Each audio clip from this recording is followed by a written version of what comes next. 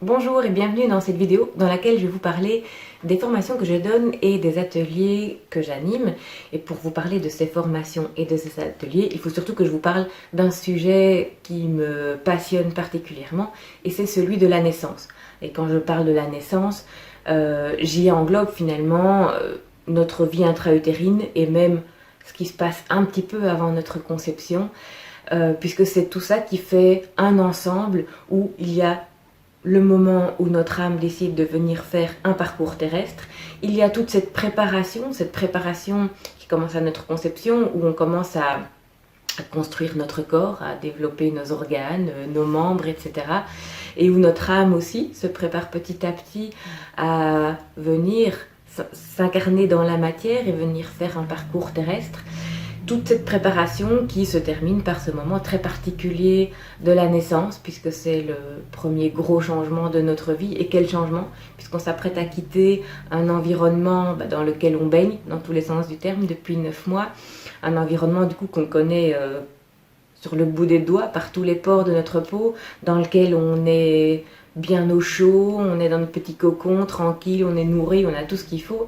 Et un jour, on décide, malgré tout, malgré ce confort, mais parce que ça devient plus si confortable que ça, d'aller voir ce qui se passe ailleurs, de l'autre côté, entre guillemets, en tout cas quelque part où, on l'espère, on aura toujours ce confort de vie, où on s'occupera de nous, etc., mais où on aura aussi plus de place pour nous épanouir.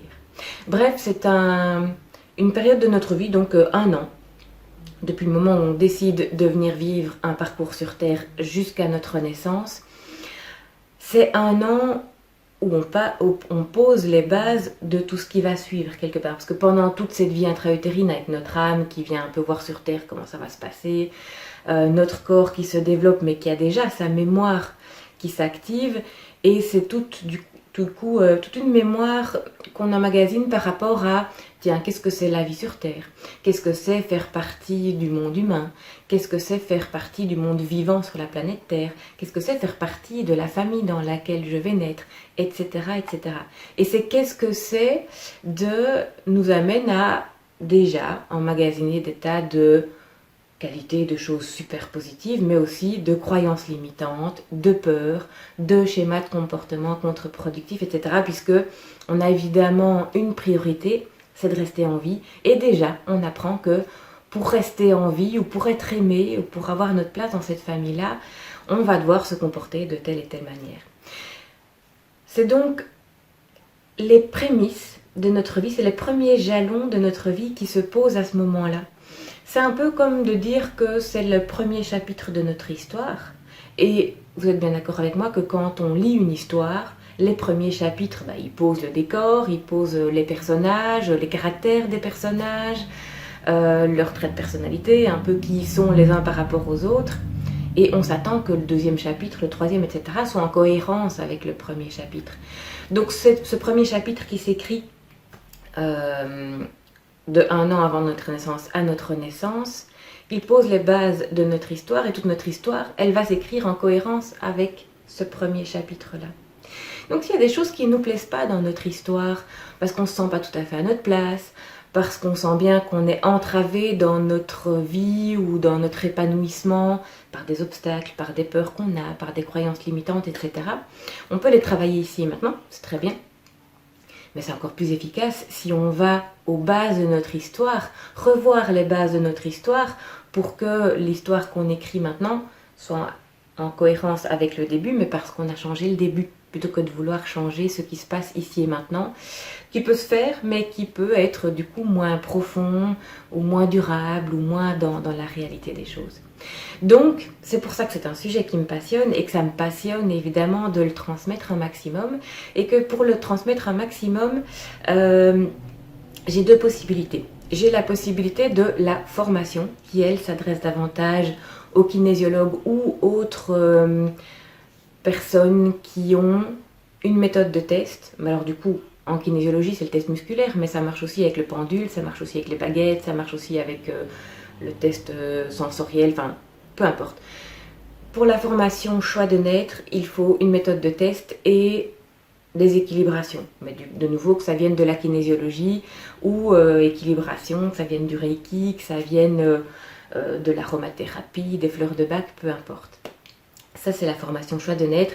C'est pour pouvoir à la fois faire ce parcours sur soi, parce que forcément on ne peut transmettre que ce qu'on a vécu soi-même, et pour en avoir un outil pour l'utiliser avec ses clients. Ou alors il y a les ateliers de développement personnel, renaître à soi, où le principe est le même. On va aussi revisiter toute cette période qui va de 3 mois avant la conception, ce moment où on décide de venir s'incarner sur Terre et où on a un projet sens jusqu'à la naissance. Et là, c'est le revivre pour soi, pour réécrire l'histoire justement en fonction de ce qu'on a envie de réécrire, toujours dans une optique de pouvoir encore plus, ici et maintenant, répondre à cette question, mais qui est-ce que je suis? Qu'est-ce que je suis venue faire ici sur Terre? C'est quoi le sens de ma vie? Et pour pouvoir s'épanouir de plus en plus, trouver sa place, savoir qui on est, savoir ce qui donne du sens à notre existence et prendre pleinement sa place. Je me répète un peu, mais voilà en gros les deux axes. Il y a l'axe formation plus professionnelle et il y a l'axe atelier de développement personnel pour pouvoir vivre les choses, revivre les prémices de notre histoire et pouvoir réécrire les chapitres qu'on a envie de réécrire. Je vais évidemment vous mettre encore plus d'infos en dessous de la vidéo, l'agenda aussi de ces formations qui se donnent à différents endroits en Belgique pour l'instant. Donc vous pourrez voir où ça se donne, quand ça se donne et voir quelles sont les dates et les lieux qui vous arrangent bien sûr. Je vais aussi vous mettre toutes les informations pour prendre contact avec les différents organismes qui donnent toutes ces formations et ces ateliers.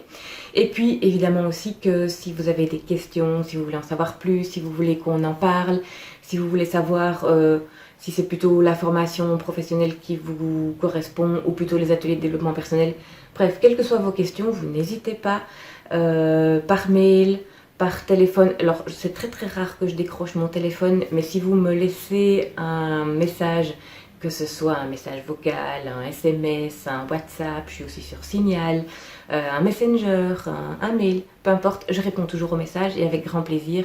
Donc n'hésitez surtout pas, si vous avez une question, vous me contactez, on en parle. Et puis sinon, voilà, je vous laisse découvrir tout ce qui est encore en dessous de cette vidéo à découvrir. Et je vous dis à très bientôt avec grand plaisir.